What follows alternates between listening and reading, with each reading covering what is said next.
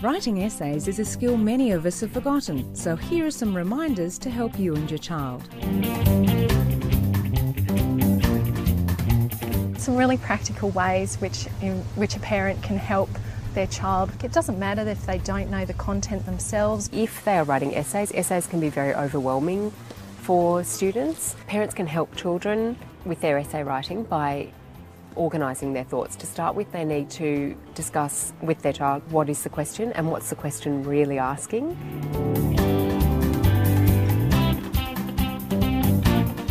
They need to carefully look at the questions they're being asked. The question should always have a key term. It's usually the first word of the question. It may be later, and they are things like explain, discuss, outline, analyse, identify. Have a conversation around that and really nut out the key points, jot those key points down. In each examination, the verbs actually ask a really specific thing. For example, if they're asking you to evaluate, what they're really doing is asking you to make a judgment about something. If, on the other hand, they're asking you to just name and define something, they're asking you to name it and explain what that thing is about.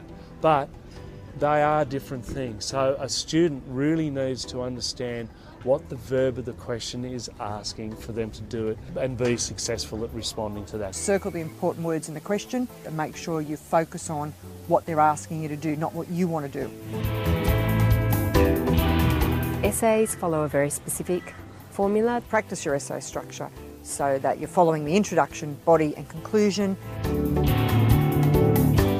They start with an introduction that introduces everything that's going to be discussed in the essay that will follow. Really make sure you're addressing what is the question asking and put forward your response to it. And then, just in very key short sentences, the points that you're going to be discussing in your essay to support your answer.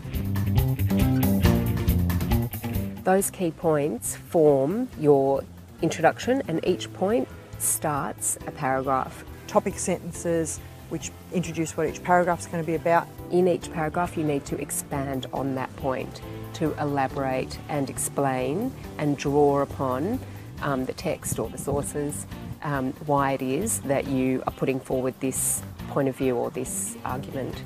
Knowing your language features, so metaphor, simile, personification. You have an example from your text and then you explain the effect of using that language feature, because authors don't use language features, just a pad. They use it to have an effect on the audience, so it's important the students understand that, and it's got to relate back to that question.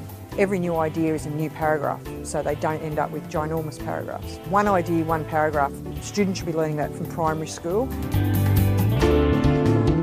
Then your conclusion needs to sum it all up, but you never include any new information because that shows you haven't planned. So the introduction introduces all the points of an essay, and then each point is expanded on in the subsequent paragraphs, and then all of those points are rounded up and brought together in the conclusion. We say essay writing, introduction, say what you're going to say, body, say it, conclusion, say what you've said.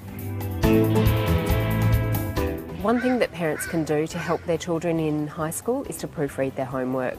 By proofreading, you'll not only help your child and offer a sense of support that can help them feel more confident with the work that they're then submitting, but it can really help inform the parent about where their child is at. You get to learn more about their life in high school as well as where they're at academically and ways that you can help them. And there are more videos, articles and glossaries to help your child with writing at schoolatz.com.au.